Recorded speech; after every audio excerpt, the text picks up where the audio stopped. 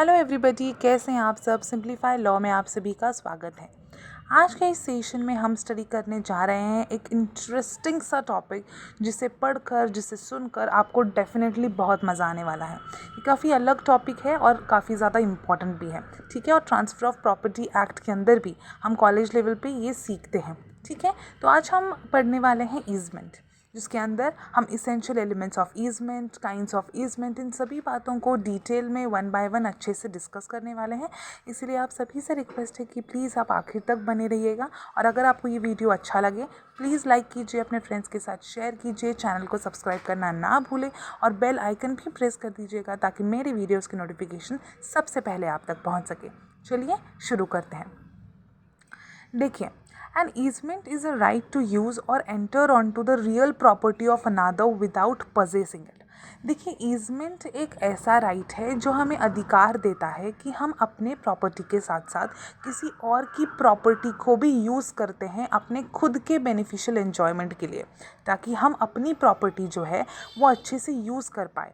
अगर किसी और की प्रॉपर्टी की ज़रूरत हमें पड़ती है अपने प्रॉपर्टी को अच्छे से एंजॉय करने के लिए, तो यहाँ पे ईजमेंट हमें ये अधिकार देता है कि आप वो यूज़ कर सकते हो। The easements rights are called in Roman law as jura in re aliena, that is right in the property of another, ठीक है। रीअलाइना का मतलब है किसी और की प्रॉपर्टी में अधिकार, right. This rights are also called as servitudes in Roman law as jus in re aliena, that is duty in the property of another, ठीक है। देखिए, definition according to section 4 of the easements act 1882, easement की definition कुछ इस तरह से बताई गई है कि an easement is a right which the owner or occupier of certain land possesses as such for the beneficial enjoyment of that land to do and continue to do something or to prevent and continue to prevent something being done in or upon or in respect of certain land not his own। देखिए, यहाँ पे हमें दो तरह की चीज़ें दिखती हैं। यहाँ पे हमें एक पॉजिटिव राइट दिखाई देता है एंड नेगेटिव राइट दिखाई देता है। पॉजिटिव में हमें ये दिखाई देता है कि अपने प्रॉपर्टी के बेनिफिशियल एन्जॉयमेंट के लिए हम किसी और की प्रॉपर्टी को यूज़ कर सकते हैं, ठीक है। यानी कि अपना किसी तरह का अधिकार एक्सरसाइज कर सकते हैं, इस्तेमाल कर सकते हैं, ऐसा कोई भी एक्ट कर सकते हैं जिससे हम अपने प्रॉपर्टी को अच्छे से एंजॉय कर पाएँ। समझ में आ रहा है, ठीक है। फिर इसमें हो सकता है कि किसी और के प्रॉपर्टी से अगर आपके घर का रास्ता जाता हो तो उसकी प्रॉपर्टी से होकर अगर आपको जाना पड़ता हो तो वो करना, ठीक है। उनका रास्ता इस्तेमाल करना, उनका घर इस्तेमाल करना। अगर आपके घर को जाने वाला रास्ता सामने वाले के घर से होकर जाता है, ठीक है, उनके घर की आपको ज़रूरत है आपके घर को आने के लिए, तो यहाँ पर आप क्या कर रहे हो, उनके घर को, उनकी प्रॉपर्टी को इस्तेमाल कर रहे हो।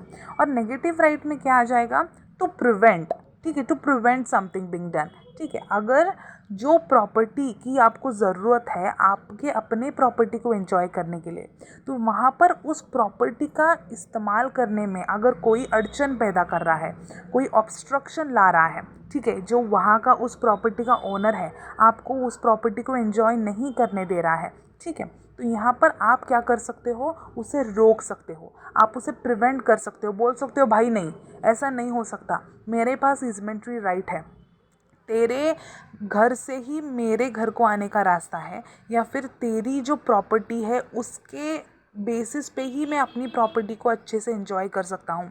और ये मैं बहुत बरसों से करता आया हूँ, ऐसा नहीं है कि अचानक उठ के मैं कर रहा हूँ। विदाउट एनी इंटरप्शन पीसफुली मैं बहुत सालों से उस प्रॉपर्टी को एंजॉय कर रहा हूँ, और तो अब कोई भी किसी भी तरह का हर्डल या ऑब्स्ट्रक्शन क्रिएट नहीं कर सकता है, ठीक है। इस तरह से आप इस इजमेंट्री राइट के अंदर कुछ कर भी सकते हो, ठीक है, और साथ में सामने वाले इंसान को किसी चीज़ को करने से प्रिवेंट भी कर सकते हो, ठीक है, ताकि आप अपनी प्रॉपर्टी को बेनिफिशियली अच्छे से एंजॉय कर पाओ, राइट। चलिए आगे बढ़ते हैं। आई होप आपको समझ आई होगी ये डेफिनेशन।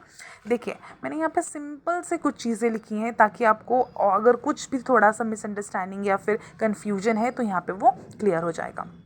देखिए, it simply means a right of owner of property to enjoy his property with the help of another's persons property.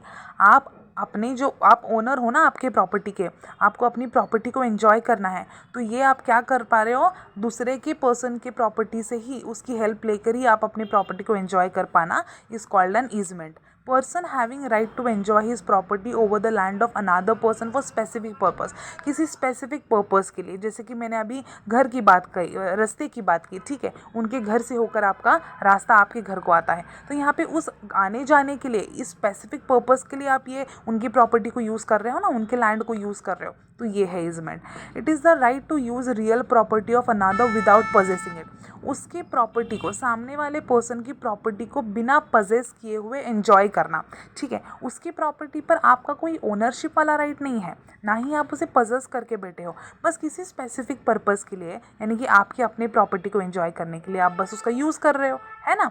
The word land refers to everything permanently attach to the earth and the word beneficial enjoyment denotes convenience, advantage और any amenity और any necessity. आपकी ज़रूरत है ना, आपकी convenience के लिए आप कर रहे हो, आपके प्रॉपर्टी के फ़ायदे के लिए आप ये कर रहे हो, ठीक है। The owner or occupier refer to in, the owner or occupier refer to in the provision is known as the dominant owner. क्या कह रही हूँ मैं, आप खुद जो हो, आप ना डोमिनेंट ओनर होगे, and the land for the benefit of which the easementary right is exist is called as dominant heritage. यानी आपकी जो प्रॉपर्टी है वो डोमिनेंट हेरिटेज कहलाएगी, आप डोमिनेंट ओनर कहलाओगे और आपकी प्रॉपर्टी डोमिनेंट हेरिटेज कहलाएगी। साथ में देखिए, where as the owner upon whose land the liabilities imposed is known as servient owner, यानी जिसकी प्रॉपर्टी पर आप अपना अधिकार जमा रहे हो अपने खुद के फायदे के लिए, उसके जो ओनर होगा, उसका जो उस प्रॉपर्टी का, उसे सर्विएंट ओनर कहा जाएगा। And the land on which such liability is impose to do or prevent something is known as servient heritage, और उस प्रॉपर्टी को जिसके ऊपर आप अपना अधिकार जमा रहे हो वो कहा जाएगा सर्विएंट हेरिटेज, ठीक है। एग्जाम्पल जैसे कि अभी हमने पहले डिस्कस किया, राइट ऑफ वे है, right to discharge rain water, ठीक है। अगर आपको रेन वाटर को डिस्चार्ज करना है और ये जो काम है डिस्चार्जिंग ऑफ रेन वाटर, ये सामने के लैंड पे होता है बहुत सालों से, ठीक है, तो यहाँ पे वो अधिकार आपका है। राइट टू सनलाइट, अगर आपके घर को जो है सनलाइट डायरेक्टली आती है तो यहाँ पे उस सनलाइट को लेना, it's a natural thing, right, तो वो लेना आपका अधिकार है, और सामने वाला कोई भी इंसान ऐसे कोई हरकत नहीं कर सकता जिससे आपको आने वाली सनलाइट जो है वो रुक जाए, ठीक है। ऐसी कोई मतलब अपनी बिल्डिंग खड़ी नहीं कर सकता है, वो कुछ भी ऐसा कुछ काम नहीं कर सकता है, कंस्ट्रक्शन नहीं कर सकता है जिसको इतने बरसों से आने वाली आपकी जो घर की सनलाइट है वो क्या हो जाए, रुक जाए। समझ में आ रहा है, तो ये है ईजमेंट और ईजमेंट्री राइट। चलिए आगे बढ़ते हैं। Essential elements of easement, dominant and servient heritage. देखिए, मेरा पढ़ना, सेंटेंस को पढ़ना और फिर उसे एक्सप्लेन करने का बस मेरा मोटिव एंड इंटेंशन ये है कि यहाँ पे डबल रिवीजन हो जाए। जब मैं पहली बार सेंटेंस को पढ़ती हूँ तो पहली बार वो आपके सेंटेंस जो है वो आपके कानों पर पड़ता है, और जब मैं उसे दोबारा अपनी सिंपल सी भाषा में एक्सप्लेन करती हूँ तब डबल आपको वो अच्छे से समझ आता है। ऐसे तो मैं डायरेक्टली एक्सप्लेन कर सकती हूँ, ऐसा कोई प्रॉब्लम है नहीं, लेकिन पढ़ के उसे वापस एक्सप्लेन करने का, this is like my technique. जब मैं खुद भी अपनी पढ़ाई करती थी या पढ़ाई करती हूँ अभी भी, तो यहाँ पे I use to read that sentence once and I use to revise or read that sentence again in my own simple language, ताकि वो अच्छे से समझ आए। डबल पढ़ने के बाद ना वो कंसेप्ट अच्छे से क्लियर दिमाग में बैठ जाती है, ठीक है। उसे वापस से आपको किसी तरह का कन्फ्यूजन नहीं रहता है, आपको समझने वापस से समझना या कन्फ्यूजन की कोई, हम कह सकते हैं, कोई पॉसिबिलिटी नहीं रहती है। तो यही मेरा इंटेंशन होता है कि पहले सेंटेंस को पढ़ो एंड देन अगेन आपको अच्छे से समझाओ, ताकि वो कंसेप्ट वही के वही क्लियर हो जाए। आई होप आपको समझ आ रही होगी मेरी टेक्निक, व्हाट इज़ इट, ठीक है। तो देखिए, dominant and servient heritage, for the enjoyment of right of easement necessary existence of two properties that is dominant and servient heritage is must. This is because as for the definition it is the right exercised by the owner or occupier of one land for enjoying the benefit of his or her over the land of some another person. Dominant and servient heritage cannot be one. This the existence of two properties and that to be separate from each other is essential.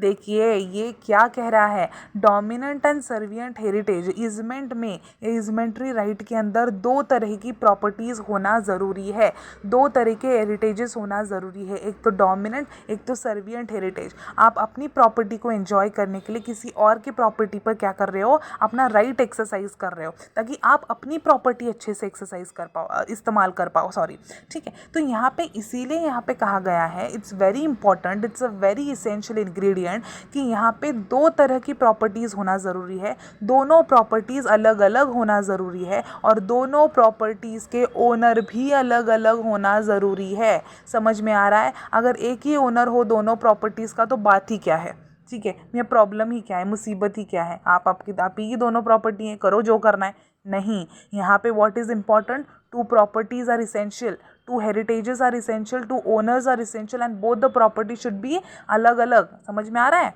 ठीक है, चलो आगे बढ़ते हैं।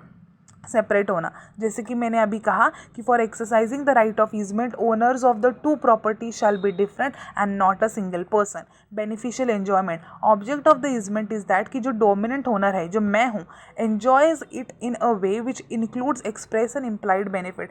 अपने land के लिए जो भी एक्सप्रेस इम्प्लाइड बेनिफिट मिल सकते हैं सामने वाले के लैंड को यूज़ करके मैं वो करूँगी ना, ठीक है, वो करना ज़रूरी है मेरे प्रॉपर्टी को, मैं वरना फिर मेरे लैंड का है क्या फ़ायदा, है ही क्या। समझ में आ रहा है आपको? तो ये है। ओके, आगे देखिए, पॉजिटिव और negative right. Positive negative right मैंने आपको पहले भी समझाया है, वापस से एक बार रिवाइज कर लेते हैं। ईजमेंट जो है दो तरह के होते हैं, पॉजिटिव नेगेटिव। जो पॉजिटिव राइट है refers to a right through which dominant owner does some act to exercise the right over the land of the servient owner. मतलब उसके घर से रास्ता निकालना, उसके प्रॉपर्टी से रास्ता निकालना, ऐसा मैं कर रही हूँ ताकि मैं जो है अपनी प्रॉपर्टी को अच्छे से एंजॉय कर पाऊँ। वेर एज द लैटर यानी कि जो नेगेटिव है denotes an act of prevention. In a negative easement the dominant owner prevents or restrict the servient owner from doing a certain act or act. For example देखिए, आपका घर है भाई, आपके घर के छत से आपको प्रॉपरली अच्छी से सनलाइट आती है, समझ लीजिए, लेकिन सामने आपके जो घर है, ठीक है, वो भाई साहब क्या कर रहे हैं, वो अपने घर की जो हाइट है, वो अपने घर की जो बिल्डिंग है वो इतनी ऊंची बना रहे हैं, उतनी ऊंची बना रहे हैं कि जो आपको सनलाइट आती थी डायरेक्ट वो आना बंद हो रही है।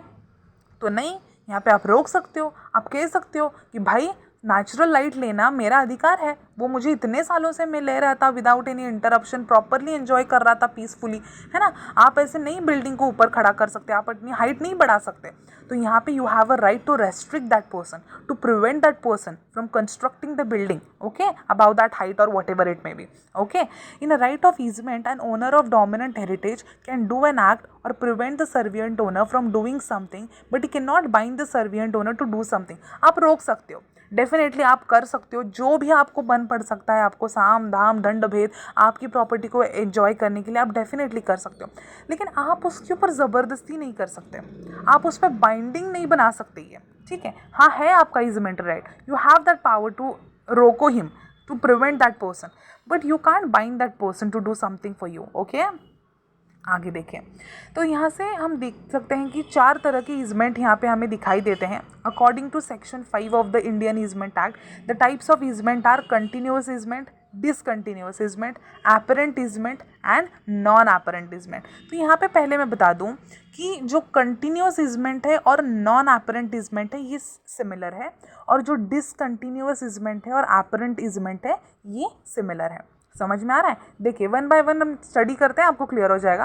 कंटिन्यूअस ईजमेंट में क्या कहा है, easement which are of continuous in nature are called as continuous easement, it can be without any interference. सबसे इंपॉर्टेंट बात यहाँ पे ध्यान रखनी है कि यहाँ पे किसी भी तरह का ह्यूमन इंटरफियरेंस या ह्यूमन इंटरवेंशन नहीं है, ओके। यहाँ पे जो भी चीज़ें आपको मिल रही हैं it is natural, understand, it add a special quality to the property.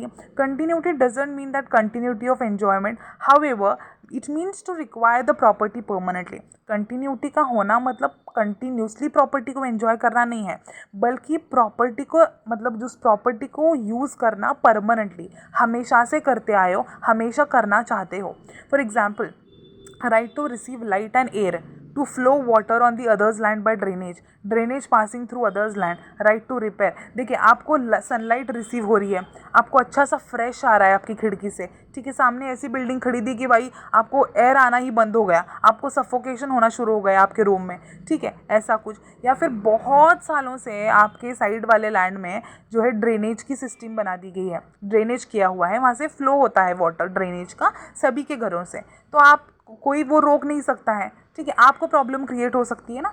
तो ये है मतलब जो चीज़ें जहाँ पे नेचुरली सारी चीज़ें हो रही हैं, okay, without any act of human intervention, तो यहाँ पे उसे हम कह सकते हैं कंटिन्यूअस ईजमेंट। ओके, दूसरा है डिसकंटिन्यूअस ईजमेंट। देखें यहाँ पे जो है डिसकंटिन्यूअस ईजमेंट में human act is necessary for your enjoyment, what is for मतलब ह्यूमन इंटरवेंशन यहाँ पे आपको दिखाई देगा डिसकंटिन्यूअस में। कैसे देखिए, it is necessary that human act should be done on the land of servient owner. Act of man does not mean that it is such an act only which is necessary for the use of easement, right to passage, right to throw garbage on the others land, right to flow water. यहाँ पे जो है आप कह सकते हो कि यहाँ पे एक तरह का, फॉर एग्जाम्पल देखिए, आपके घर को जो पानी है, यानी कि सामने के घर पे कोई बोरिंग कंस्ट्रक्ट की गई है और बहुत सालों से यू आर टेकिंग पानी from that boring only, right. तो यहाँ पे ह्यूमन इंटरवेंशन है उस सामने वाले पर्सन के लैंड में ना, आपका जो बोरिंग है और आप वहाँ से पानी ले रहे हो, तो यहाँ पे जो है ह्यूमन इंटरवेंशन आपको दिखाई दे रहा है। पहले वाले कंटिन्यूस में हमने क्या देखा, नेचुरली सारी चीज़ें हो रही हैं, पहले से ही ड्रेनेज वाटर वहाँ से जाता था, पहले से ही सनलाइट हमें मिलती थी।